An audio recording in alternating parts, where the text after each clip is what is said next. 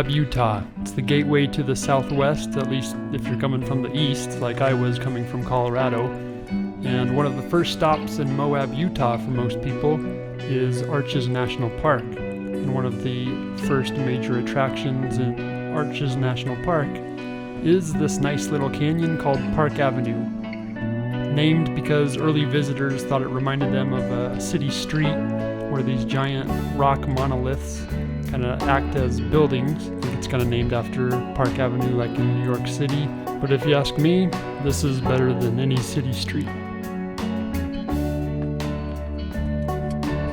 Probably the next must-see stop in Arches, that is if you're lucky enough to get a dang parking spot, is to go over to the windows and check out the Double Arch. This place is a popular hangout and of course Instagram photo opportunity.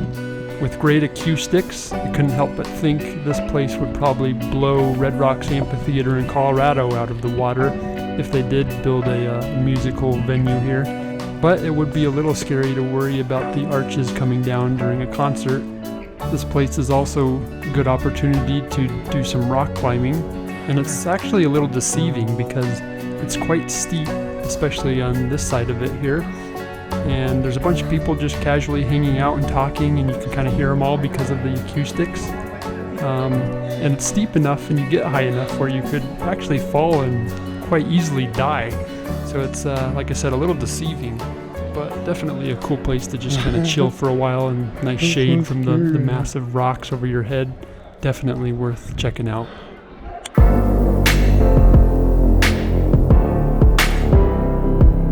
Man, the desert is my favorite kind of terrain, and it has been for several years now. I think it just reminds me of my grandpa. He used to ride his motorcycle from Colorado across the desert to California all the time. And so, I don't know, there's just something about every time I'm out in the desert, I just feel like I have this feeling of being surrounded by the ghosts of these mid-century rebels that were way cooler than us. I think the Killers were kind of going for the same feeling I get in their Battleborn album, with songs like Runaways and Miss Atomic Bomb and the artwork of that album. But I don't know, it's a feeling I can't quite describe. Maybe it's just because I like sunlight and things to be bright and sunny, and the desert doesn't really have any trees. I don't know what it is. Anyway, this is the iconic Delicate Arch at sunset.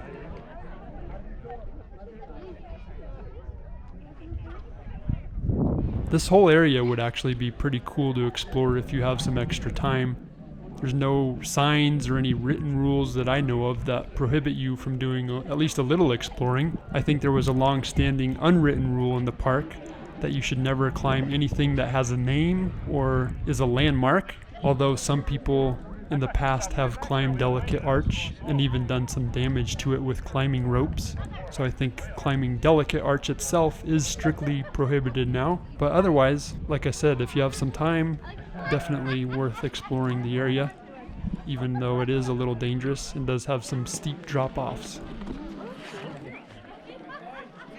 Of course, there's always going to be a ton of people hanging out around Delicate Arch, so good luck getting a photo of it without someone in your picture.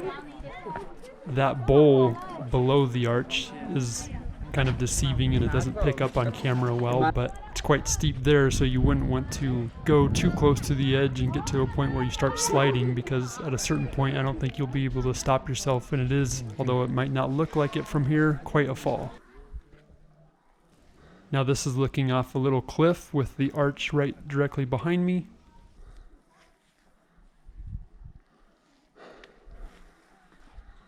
I think the theory is that the arch formed with erosion and wind eventually punching a hole through the sandstone. And now this was a cool little adventure to go behind the arch and kind of climb back up through it. I didn't really see anyone doing it, but I thought I'd give it a shot. It was a little sketchy because it is steep, but definitely doable. New day, new park. Off to Canyonlands, still just outside of Moab. The highlight being Mesa Arch. This thing's been featured in Microsoft desktop backgrounds and all kinds of photos you've probably seen. Wow. This one is hands down the hardest one to get a photo of in the Southwest, in my opinion. there is a true line with people trying to get their family photo in front of the arch, and like I said, it's iconic, featured in Microsoft backgrounds and photos all over the place, so everyone's here to visit it. So you gotta wait in line a little bit, get your photo, and then move on to the sides of the arch and enjoy the view without looking through the beautiful little window the arch creates.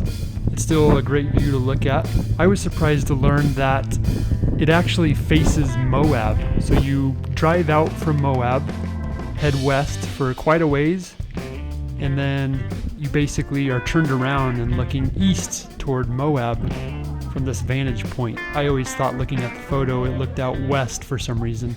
That was in my head, like you were looking out west and off in the distance somewhere was California and the Pacific Ocean, but nope, I was totally wrong. It's always weird when something like that throws you off.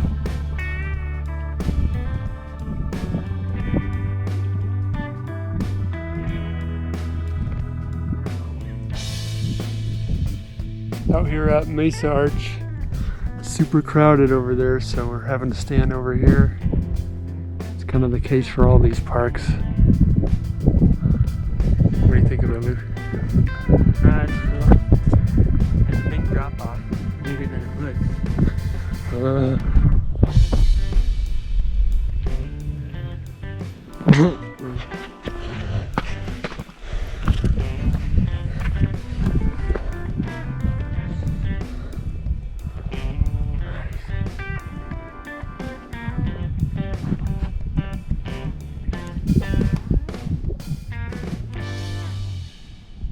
If you drop that GoPro, you'd have to take it. This was a couple of canyons over from Mesa Arch. Thought I'd get out on this little shelf here and see if I could get a good photo out of it. This is still in Canyonlands, and there's this dirt road that goes on for I don't know how many miles. There's a nice little toilet bowl down there. But it looks like it goes on for quite a ways, so if you have time, it might be a cool drive to check out.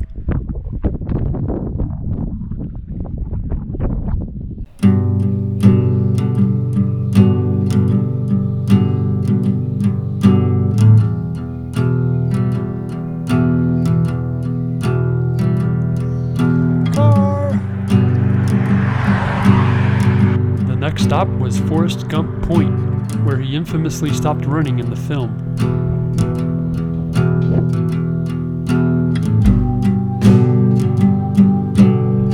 Soon after, Monument Valley. I've long wanted to visit Monument Valley, being a big fan of the desert and all, but I didn't really know what to expect. I was surprised to learn that this famous vantage point of the iconic Mittens is from a massive tourist trap with a super fancy hotel attached that's run by the Navajo. I think I'm gonna have to go back and check it out more. The hotel definitely looked like it would be worth a stay. Like something straight out of a Sunset magazine feature article or something. Not that I read feminine magazines. A friend told me about it once.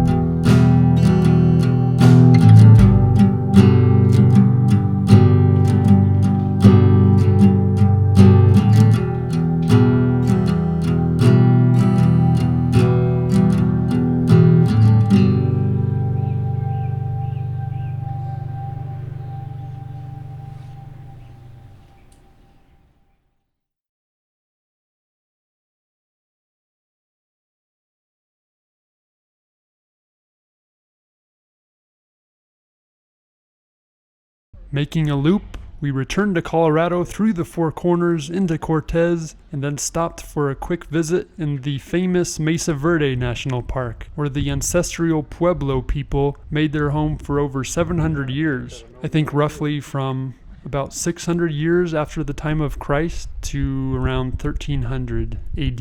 I don't know if anyone argues they were the most advanced civilization at the time, but they certainly had some incredibly aesthetically pleasing dwellings, and the ruins are super fun to explore. The biggest set of ruins down below is called Cliff Palace. This is a kiva, or a ceremonial gathering place, where they would apparently kind of do everything important together. These ruins are called Step House, and they're a few miles away. Actually, it takes quite a while to drive from the Cliff Palace all the way over here to Step House. Apparently they were aware of each other, probably knew where each dwelling was, but they weren't necessarily family or super close or anything like that. And it makes sense when you drive and realize how far away all of the ruins are from each other. But anyway, this one you can kind of walk around on, so it was totally fun to check out, and definitely a unique national park. And speaking of unique national parks, our last stop late on Monday before heading back home was to visit the Great Sand Dunes National Park in southern Colorado. The towering sand dunes with the backdrop of the Sangre de Cristo Mountains is quite scenic and incredibly fun to play on. My brother and I tried to quickly walk up the first ridge of sand dunes, and then we sprinted down. Running down is incredibly fun because you can sprint, take massive steps because of the steep incline, and the impact is absorbed by the soft sand. So it's a unique feeling, and it makes you imagine that you're an astronaut on the moon or something. Pretty fun. So that ended the tour of the American Southwest, and we headed back home.